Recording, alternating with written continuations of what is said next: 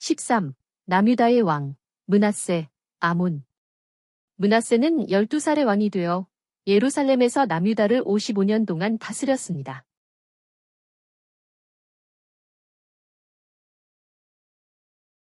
므낫세는 하나님께서 이스라엘 백성 앞에서 쫓아내신 이방인의 혐오스러운 풍속을 그대로 따라했습니다.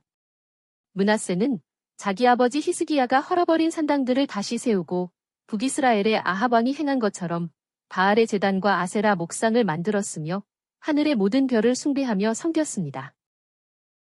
므낫세는 또 자기 아들까지도 흰놈의 아들 골짜기에서 불살라 제물로 바쳤으며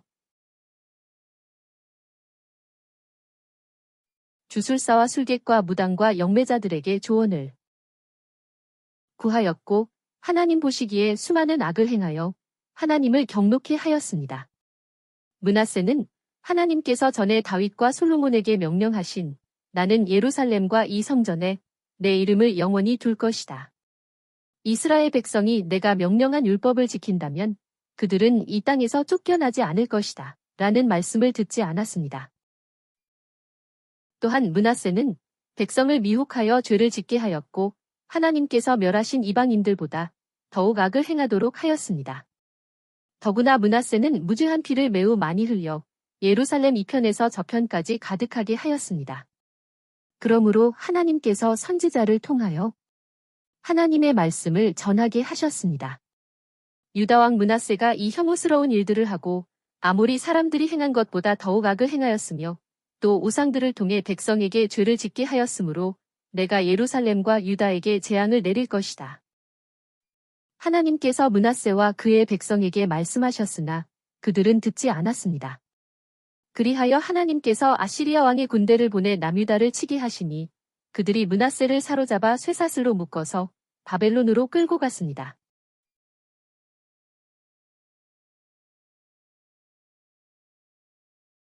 그러자 므낫세가 고난 때문에 하나님께 간구하니 하나님께서 그의 간구를 들어주셔서 그를 예루살렘으로 돌아오게 하였습니다.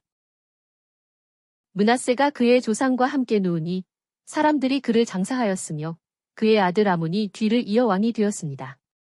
아몬은 22살의 왕이 되어 예루살렘에서 남유다를 2년 동안 다스렸습니다.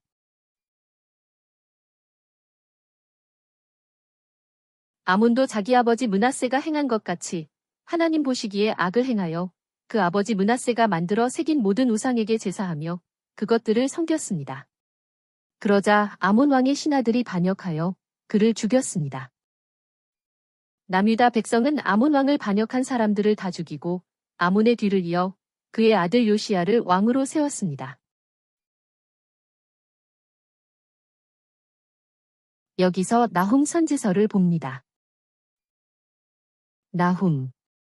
나훔이 니느웨의 멸망을 예언했던 시기는 아시리아가 아슈르바니팔 왕의 통치하에서 가장 큰 번영을 자랑하였던 때입니다.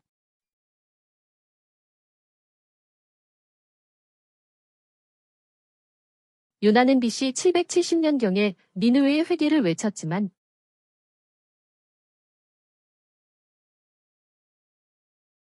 나훔은 BC 660년경에 니느웨의 멸망을 외쳤습니다. 나훔의 예언대로 BC 612년에 멸망한 니느웨 성은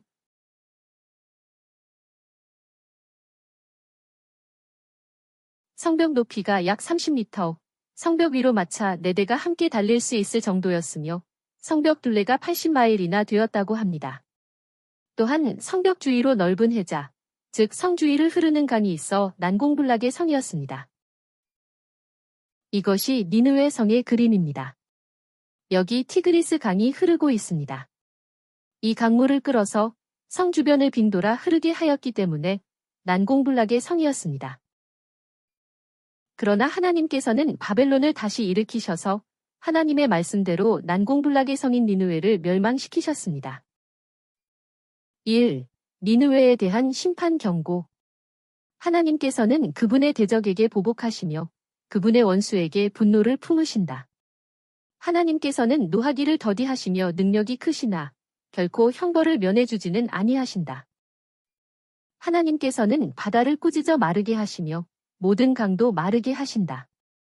하나님께서 말씀하시니 산들이 진동하고 언덕들이 녹아내리며 땅이 하나님 앞에서 솟아오른다. 그것을 보고 세상과 모든 백성도 두려워 떤다.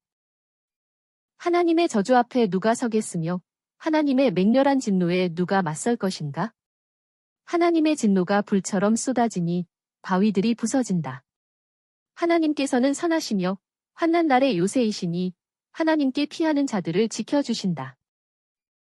그러나 하나님께서는 범람하는 물로 니느웨를 멸망시키시고 원수들을 흑암으로 쫓아내실 것이다.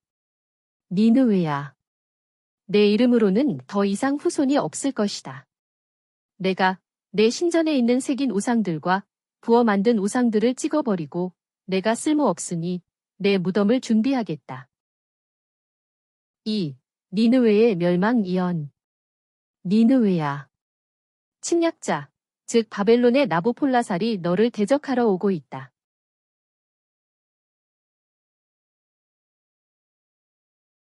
그 용사들은 붉은색 방패를 들었으며 진홍색 옷을 입었다.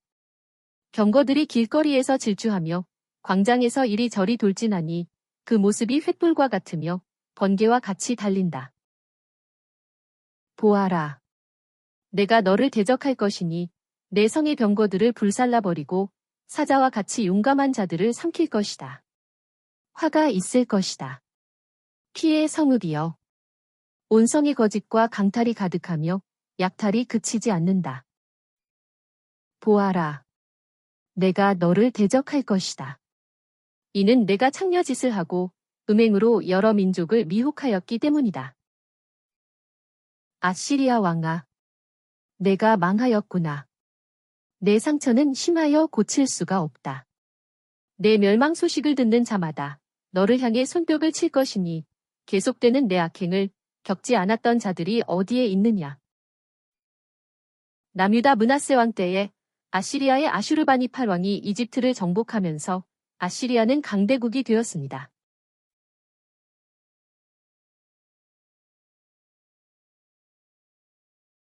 한편 므낫세는 하나님 보시기에 악을 행하여 히스기야의 종교개혁으로 신앙이 회복되었던 남유다를 다시 우상을 섬기는 나라로 만들었으며 또한 강대국 아시리아 왕을 섬겼습니다. 그리고 그의 아들 아몬도 악을 행하다가 2년 만에 신하들에게 죽임을 당하고 말았습니다. 아몬의 뒤를 이어 8살의 요시야가 남유다의 왕위에 올랐습니다. 그 후 강대국이었던 아시리아는 아슈르바니팔이 죽은 다음부터 세력이 점점 약해지면서 신흥제국인 신바벨론이 등장하게 됩니다. 이때 남유다의 개혁을 촉구한 선지자가 스바냐와 예레미야였습니다.